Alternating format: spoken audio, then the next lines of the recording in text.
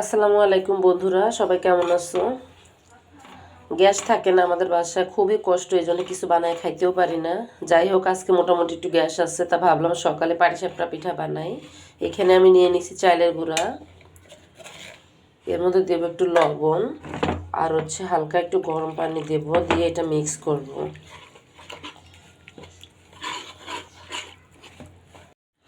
Same প্রসেসে আমি আর একটু চালের গুঁড়ি আর ফুড কালার আর লবণ দিয়ে আর একটু মিক্স করে নিব। এটা আমি সুন্দরী পাটিসাপটা পিঠা বানাবো, এই জন্য কালারটা দিলাম। যখন আমি পিঠাটা বানাবো তখন বুঝতে পারবা যে এই কালারটা কী কাজে লাগবে। তো দেখতে থাকো আর আমার সাথেই থাকো। এখন আমি পাটিসাপটার ভিতরের যে খিরসাটা পুরটা তৈরি করব, এই জন্য এখানে দিয়ে দিলাম সুজি, একটা দারচিনি, একটা এলাচ আর একটা লং দিয়ে এটা সুন্দর করে ভাজবো। ভাজার সময় একটু তেল দেব। তেলটা দিলে এটা সফট হবে এবং লাল লাল হবে। এভাবে সুন্দর করে ভাজা নিব।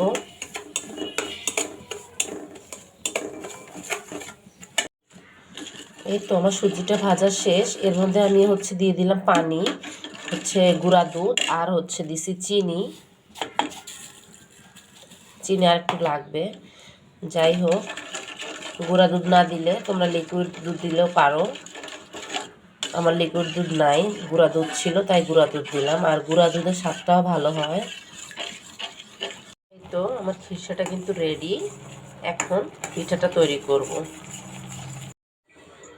এই তো খিরসাটা রেডি। আর এই যে দেখতেছো যে এই যে এলাচ দারচিনিগুলো দিছিলাম, এইগুলো কিন্তু উঠায় ফেলে দিব। এইগুলো আবার দাঁতে পড়লে খারাপ লাগবে, এই জন্য এগুলো উঠায় ফেলে দিতে হবে।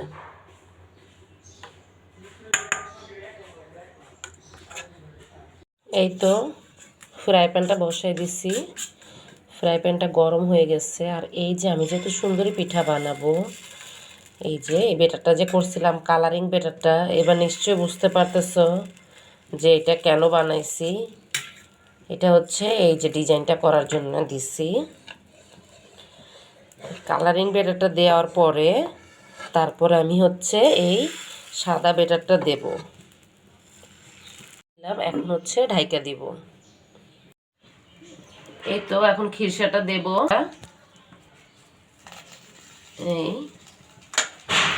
এখন এই যে পাটিসাপটা পিঠাটা ভাজ করব।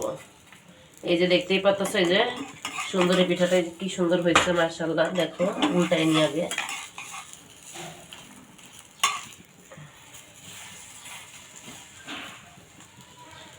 এই তো পাটিসাপটা পিঠাটা কিন্তু রেডি।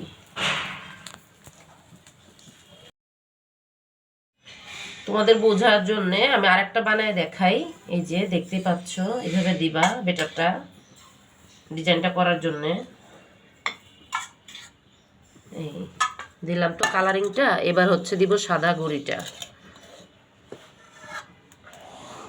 এই দিয়ে এভাবে গোল করে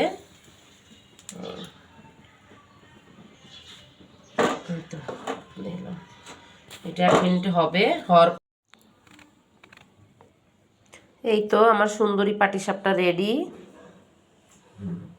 দেখতেই পাচ্ছ, আলহামদুলিল্লাহ আমি যে প্রথমবার বানাইছি, মাশাআল্লাহ ভালোই হয়েছে, খেতেও সুস্বাদু হয়েছে। তো তোমরা এইভাবে বাড়িতে বানায় ট্রাই করবা। সবাই ভালো থাকবা, সুস্থ থাকবা, এই কামনায় বিদায় নিচ্ছি। আল্লাহ হাফেজ।